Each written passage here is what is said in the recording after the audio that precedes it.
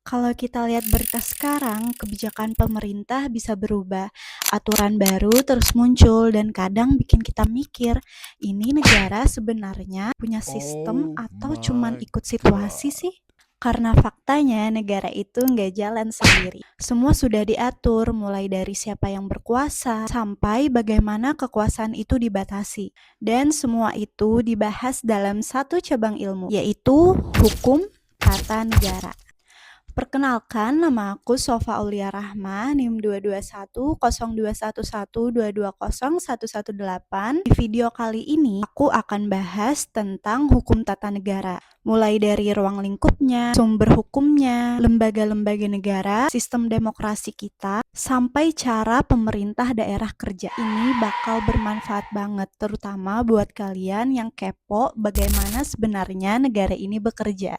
Oke, kita mulai dari yang paling dasar dulu. Apa itu hukum tata negara? Nah, hukum tata negara itu sendiri adalah cabang ilmu hukum yang mengatur tentang organisasi negara, struktur kekuasaan, hubungan antar lembaga negara, dan hubungan antar negara dengan warga negara. Artinya, hukum tata negara itu menjelaskan siapa yang berkuasa, bagaimana kekuasaan itu dibagi, dan bagaimana agar kekuasaan itu tidak disalahgunakan. Di dalamnya juga dibahas tentang hubungan antar lembaga negara, baik secara vertikal maupun secara horizontal, serta kedudukan warga negara beserta hak-haknya. Nah, hukum tata negara itu sendiri sering dikaitkan dan juga berhubungan dengan hukum administrasi negara atau sering kita kenal dengan sebutan HAN. Perbedaannya, hukum tata negara itu mengatur tentang struktur dan kewenangan. Sedangkan hukum administrasi negara itu mengatur bagaimana kewenangan itu dijalankan dalam praktik. Jadi, hukum tata negara itu menjadi dasar hukum dalam pembuatan hukum administrasi negara. Jika hukum tata negara itu dipahami secara teori, maka hukum administrasi negara itu dijalankan dalam praktik. Jadi, keduanya saling melengkapi untuk menjamin penyelenggaraan negara secara efektif. HTN juga punya hubungan erat dengan ilmu negara loh, karena kan ilmu negara itu membahas tentang apa itu negara, bentuk-bentuk kekuasaan, dan tujuan negara itu sendiri. Nah, dari dasar itu, HTN menerjemahkannya dalam bentuk konstitusi dan sistem ketatanegaraan. Sementara hubungan HTN dengan ilmu politik itu, ilmu politik melihat bagaimana aturan-aturan tersebut dijalankan dalam praktik,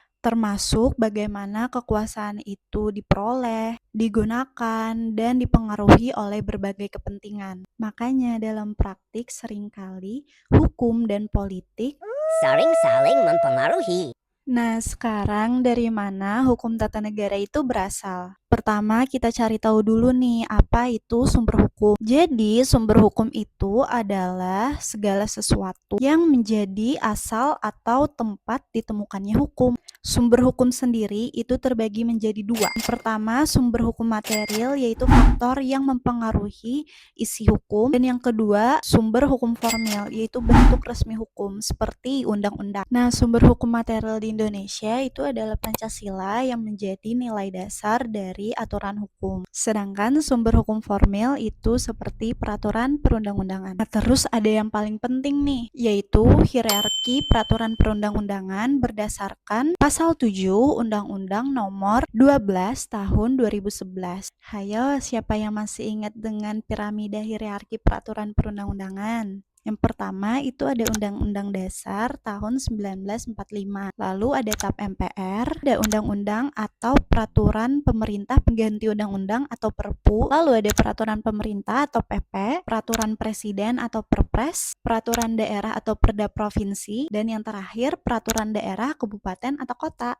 Kenapa sih hierarki ini penting?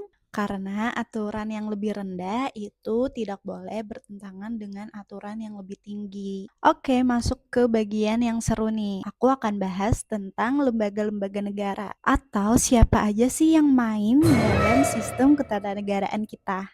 Lembaga-lembaga negara itu dibagi menjadi 3 kelompok besar, yaitu legislatif, eksekutif, dan yudikatif. Setiap lembaga mempunyai fungsi dan tugasnya masing-masing agar tidak terjadi pemusatan kekuasaan atau abuse of power.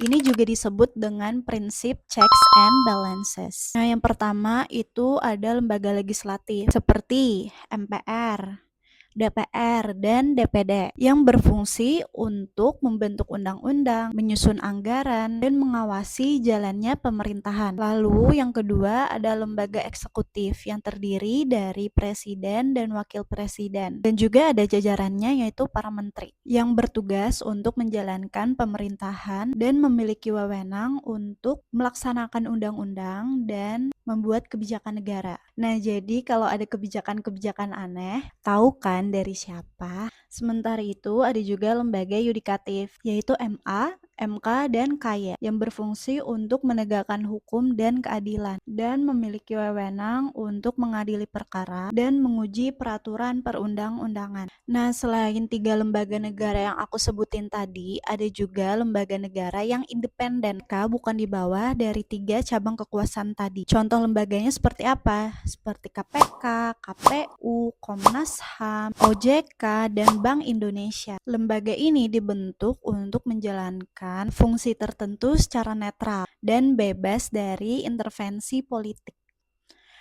Tunggu.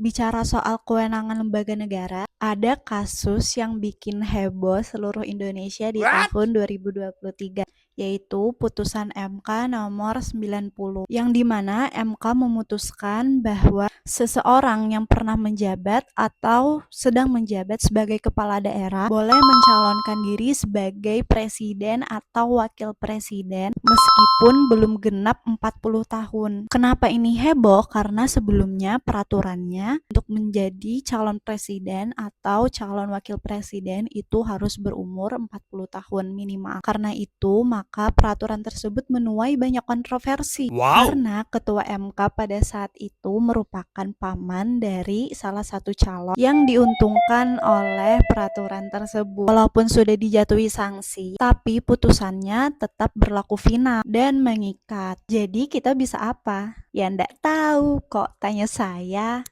Oke. Sekarang kita bahas tentang topik yang paling deket sama keseharian kita, yaitu demokrasi. Nah, secara konsep, demokrasi itu sendiri artinya adalah kekuasaan ada di tangan rakyat. Indonesia sendiri itu menganut demokrasi Pancasila, artinya demokrasi yang dijiwai nilai-nilai Pancasila. Nah, sistem demokrasi kita ini juga sebenarnya telah melalui perjalanan yang cukup panjang. Jadi pertama itu ada era demokrasi parlementer, yaitu pada tahun 1945 hingga 1959. Lalu ada demokrasi terpemimpin, yaitu 1959 hingga 1966. Demokrasi Pancasila Orde Baru, yaitu 1966 hingga 1998. Dan yang terakhir adalah era reformasi, yaitu 1998 hingga sekarang. Nah, lalu bagaimana sistem dan pelaksanaan pemilu di Indonesia? Demokrasi di Indonesia itu dijalankan melalui sistem perwakilan. Rakyat itu memilih wakilnya untuk duduk menjadi wakil rakyat, seperti di lembaga legislatif.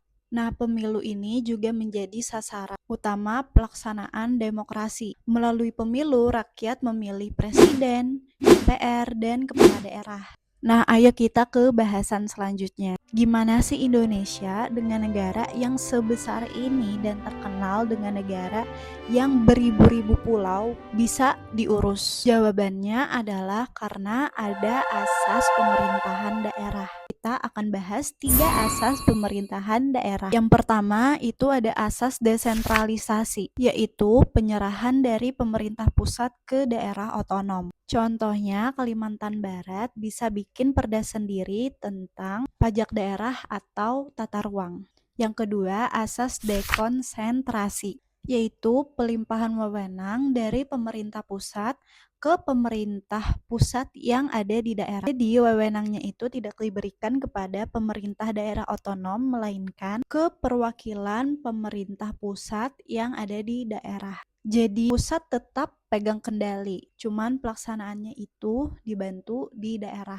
Terakhir ada asas tugas pembantuan, yaitu penugasan dari pemerintah pusat ke pemerintah daerah untuk melaksanakan tugas tertentu. Tapi dananya tetap dari pusat. Contohnya seperti program bantuan sosial nasional yang pelaksanaannya di level kabupaten atau kota. Nah, itu kan bantuannya dari pusat. atau nasional, tetapi dilakukannya di kabupaten atau kota. Oke teman-teman, kita udah bahas semua tentang HTN. Jadi hukum tata negara itu bukan cuma soal teori, tetapi ada di semua berita politik yang kita baca, setiap pemilu yang kita ikuti, dan setiap kebijakan daerah yang kita rasakan. Dari pembahasan aku tadi dapat disimpulkan bahwa hukum tata negara itu berperan penting dalam mengatur struktur dan menjalankan negara. Tanpa aturan yang jelas, kekuasaan bisa berjalan tanpa batas. Karena itu, memahami hukum tata negara bukan hanya penting bagi mahasiswa hukum, tetapi juga untuk semua warga negara.